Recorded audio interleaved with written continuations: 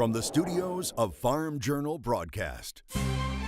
Coming up on Ag Day, new farm profit expectations are out, plus a taste of pecan harvest in Louisiana, and agribusiness, China already buying ethanol. And so it's never what China says, it's what China does. Machinery Pete says get a vacuum before you head to auction, and a sister act headed for lofty heights. Ag Day, presented by the Chevy Silverado. High-strength steel for high-strength dependability.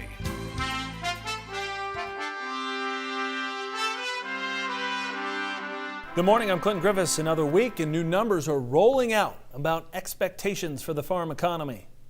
USDA says following years of decline, U.S. net farm income in 2017 is forecast to be relatively unchanged, coming in at $63.2 billion. That figure is up about $500 million. Now, net cash farm income, which analysts at Farmer Mac say is a better measure of the health of the farm economy, is also forecast higher. It's set to rise nearly $2 billion to $96.9 billion. However, both profitability measures remain below the 2000 to 2016 averages.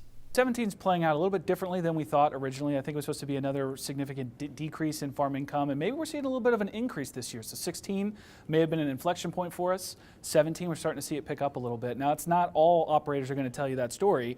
So certainly the increase is more related to the protein sectors, where low cost of feed has helped the bottom line, as well as good demand, overseas demand. Strong exports have been a major player in that increase.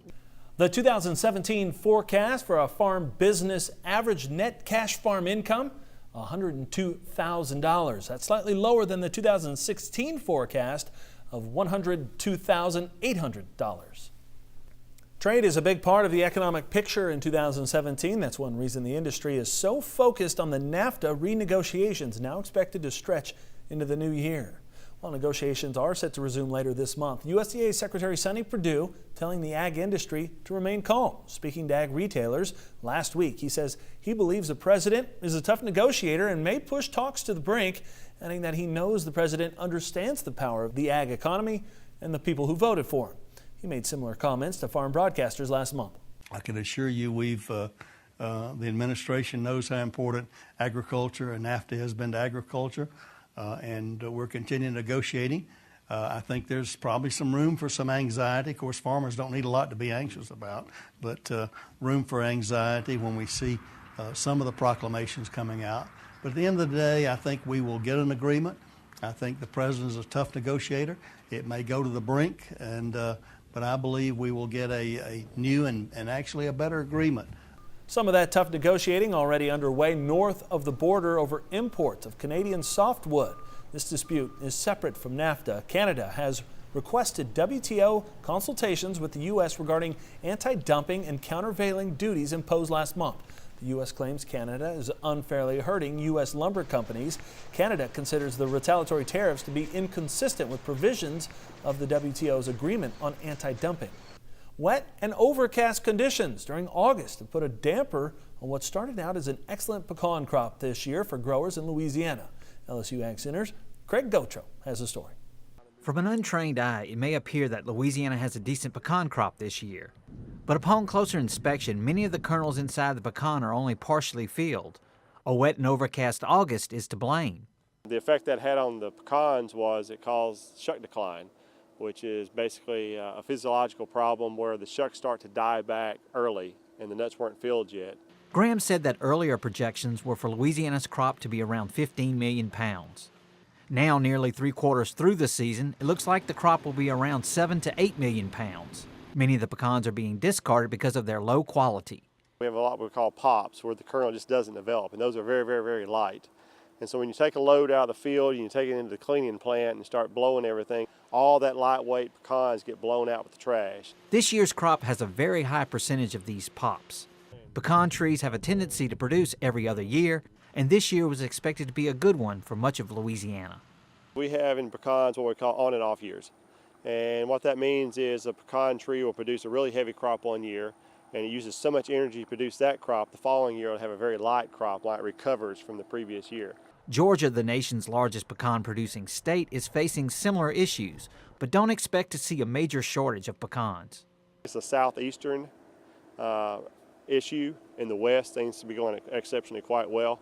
They've started harvesting out west in Arizona, New Mexico, which are some of our bigger producing states out there. But for growers in Louisiana, it will definitely be one of those off years in terms of production and quality. With the LSU Ag Center, this is Craig Gautreaux reporting.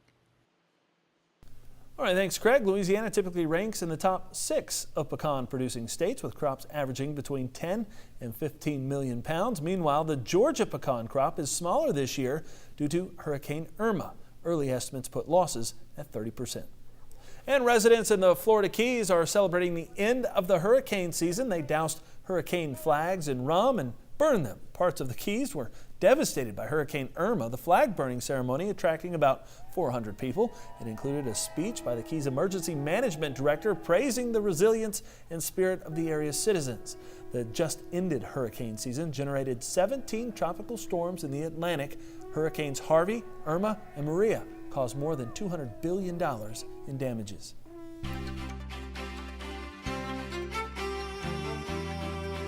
Harvest is done for most in the Midwest. Mike Hoffman joining us now with how farmers are passing the time. He has today's crop comments. Good morning, Mike. Good morning, Clinton. Well, you can tell harvest has come to a close in central Ohio since Michael Valerie is cleaning up after a long harvest. However, farmers in pockets of the state have a ways to go. USDA says 87% of the corn crop is out of the ground, still behind the 5-year average. Louis Nigg in Peaver, South Dakota is done with harvest too. He's putting drain tile into the ground. Louis says he hopes the ground freezes up soon. There's always a lot of office work that needs to be done as well. And taking a look at the jet stream as we start the week, well, that's that blast of Arctic air starting to come southward. We'll talk more about that and have your forecast coming up. First, here are some hometown temps. Farm Journal On Air is the go-to app for American agriculture. AgDay, AgriTalk, U.S. Farm Report, and more. 24/7 access to all of your favorite shows, TV and radio. In your hands, on demand. Farm Journal On Air. Download the app today. As the government unveils new biofuels levels for the coming year, China showing great interest in boosting their ethanol use. We'll have details just ahead in agribusiness. Stay tuned, folks. Coming up, I'm going to tell you about 3 super clean Case IH tractors sold in Minnesota last week. And meet a group of nuns, fierce competitors on the soccer field, but when they set their sports aside, their collective and harmonic voices resonate this Christmas season. Details as we head in the country. Receive a free trial of the Daily Grain Plan newsletter from Roach Ag Marketing. Text Roach to 31313. Start your subscription today by texting Roach to 31313.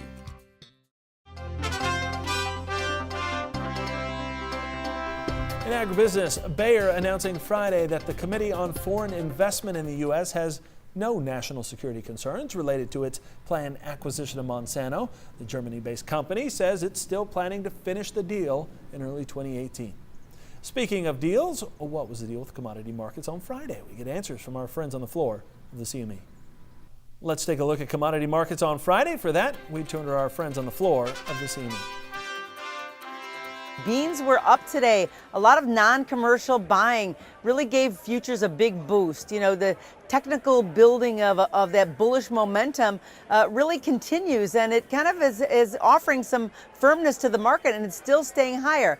Now, with that in mind, it does make the soybean market a little bit vulnerable to fundamental news, because the fundamental news coming in really is to the bearish side. Corn was also rising. That short covering really gave the rally a lot of momentum, and it seems like the surging market is possibly, I think it's kind of like telling us that it's found the bottom. The cattle market, sharp drop. Technical selling came in to start that final month of 2017, and everybody's hands were out. The feeders also fell, with the weak beef demand really pressuring those futures. You know, even though we had a decent increase in exports from last week, it just wasn't enough to hold the market up. And post-Thanksgiving, the beef demand has been disappointing at best. That's all from the floor at the CME Group. Here in Chicago, I'm Virginia McGathy. EPA releasing the final rule Thursday that sets the 2018 blending requirements for biofuels in the U.S. The levels were mostly unchanged from the proposed amounts. Meanwhile, ethanol demand is building in China. Tyne Morgan reports. Here now with Naomi Bloom of Stuart Peterson. Naomi, a couple months ago, we heard that China was going to implement more ethanol into its gasoline supply, E10 mandate. You know, and that energized some people, thinking that that would help move corn prices higher. Now that the dust has kind of settled from that, Do you think that that's the case? What we've been hearing recently is that the demand is improving there with the ethanol, and we're seeing it. We're seeing it because October ethanol imports to China were at a real high number of 11,000 cubic meters, which was up from about 1,000 cubic meters a year ago. Wow. So there's some big improvements there. We are seeing ethanol go to China from the United States. We are seeing China import corn from the United States. So things are finally starting to move there. They're at 20% of gasoline used right now contains ethanol, and to get it up to that 100% number, which they're going to try to do by 2020, it's going to require an additional 1 billion bushels of corn a year. So they have some of that old rotten corn they can use, but they're going to need some fresh corn too. But Naomi, when does that start? I heard from some analysts that said that really won't hit us hard, and we won't see that boom in demand possibly until 2019, so that we would still have to get through the 2018 marketing year. Are you on that page? I would agree with that when we start to really see it, but at the same time, we're starting to see it. And so it's never what China says, it's what China does. And so we are seeing them import, we are seeing them import the ethanol and the corn. So things are really looking up. So you think for 2018 there's a little hope? I think there's hope that we see our ethanol demand stay strong, if not go a little higher. Soon, I think the first or second week of December, we're going to finally get some additional EPA numbers and things like that. So that'll be on there. And President Trump has always said, I'm not going to take away your ethanol. And you look at every single USDA report, and you look at everything, and the demand for ethanol is there, and it's growing. All right, thank you so much, Naomi. We appreciate it. Let's take a quick break, and then we'll be back with more Ag Day. To discuss marketing strategies, call 800-334-9779 or visit stewartpeterson.com. Ag Day, brought to you by the Enlist Weed Control System. More weed control, less drift and volatility, maximum yield potential.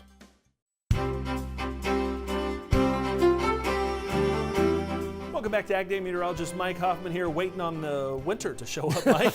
Sounds like it's going to get cold. Yeah, everybody east of the Rockies, this is going to be a cold week later this week and into the weekend. And I'm probably sure you've already heard that from multiple sources over multiple days. I know I've been talking about it all week long, all this past week and through this weekend, and here it comes. This is going to be a direct shot of Arctic air right into the northern plains initially as we head through the middle of the week. That means much colder air all the way down to the Ohio River Valley, turning colder all the way to the Gulf Coast. And as we head through this coming weekend, I mean, look at that. The jet stream goes all the way south, bringing the really cold air well into the southeastern parts of the country and the southern plains as well by Friday. And this is a fairly stable situation. This is something that could, once it puts down snow cover over a large area, hold itself together. And that happens many times in the atmosphere. And we may see this pattern just kind of hold on, not only for a good chunk of December, but maybe right through December. I'm not forecasting that yet, but I am saying that is a possibility. That would keep you folks out west warm, though. You'd be on the other part of that little equation. Taking a look at temperatures this week then, I will go below normal for the southeast, southern plains, Great Lakes, northern Mississippi Valley. Now you're going to start off above normal down here, but you will go well below normal by the end of the week, so I think it'll average out below normal. Above normal northeast of Maine and also parts of the northern portions of the Rockies into the southwestern sections of the country. Precipitation for this coming week, there is going to be one system kind of come east with that cold front, and so it looks like it'll be above normal. Most of this will be rain, at least initially for southern portions of Canada all the way down through the east coast and into the Gulf Coast region. But then that moves east and there's not a lot of moisture behind it. There'll be little systems kind of diving through the jet stream, putting down little amounts of snow, and there'll be lake effect, don't get me wrong there. Central plains through the west below normal as far as precipitation goes. 30-day outlook for temperatures, we're going to keep it below normal for the eastern half of the country, basically. Western sections from the continental divide westward, I'll go above normal, and precipitation over the next 30 days. I really don't see an above normal area necessarily. I mean, Great Lakes area might get a decent amount of snow, but it could be fluffy snow, which wouldn't amount to much. Below normal, though, I am expecting through the southern tier of states. That's a look across the country. Now let's take a look at some local forecasts. Well, go to Tucumcari, New Mexico. First of all, mixture of clouds and sunshine today, high of 63 degrees. International Falls, Minnesota, you're just seeing the start of the cold air, cloudy with a bit of snow, high of 28, low of 7. Ocala, Florida, good deal of sunshine, high of 78. Next, Machinery Pete has some convincing evidence why you should use a shop vac on your machinery once in a while. Plus, for this group of nuns, it's all about teamwork on the field, in the convent, and in the choir. Shop Machinery Pete's Cyber Sale from November 27th to December 4th. Find special reduced price deals on all types of equipment from dealerships across the country. Make a purchase and receive $200 extra holiday cash. Visit www.machinerypete.com/sale. Machinery Pete is brought to you by John Deere. Where can you find the most comprehensive inventory of John Deere certified pre-owned tractors, combines, and sprayers? MachineFinder.com. Sometimes the best new addition to your fleet isn't new. Nobody expects you to sweep out your tractor after you use it each time, but as Machinery Pete tells us this morning, it is worth keeping it clean, especially at auction time. Well, last Thursday I covered a farm retirement auction out in southwest Minnesota, sale by my good friends at Henslin Auctions Incorporated. Really clean line of Case IH equipment on this sale. And here you're seeing two of the lead tractors. This was a 2013 Case IH 500 HD four-wheel drive and also a 2008 215 Magnum. Both low hours. And the 500 HD sold for $190,000 and the 215 Magnum went for $79,500. Now both of those auction prices are the highest I've seen this year on that particular model. What was interesting was I talked to the owner, Tim Milbeck. And Tim said the tractor they got the most calls on leading up to the sale weren't those two. It was actually this one, 1993 Case IH 7120, 3,713 hours, second owner. Now this tractor went for $48,500, and that's tied for the highest auction price I've seen this year on a 7120. So of course the underlying truth here, as you guys know, is that tractors 20 to 25 years old, low hours, are red hot. You know, 2 weeks ago, we saw this 1992 John Deere 4760 with only 484 hours on it bring $85,500 on an auction in central Indiana, record high auction price by almost $10,000. Up next, we visit a convent in Michigan where the nuns have an extraordinary gift to share, their combined voices and their chart-topping music.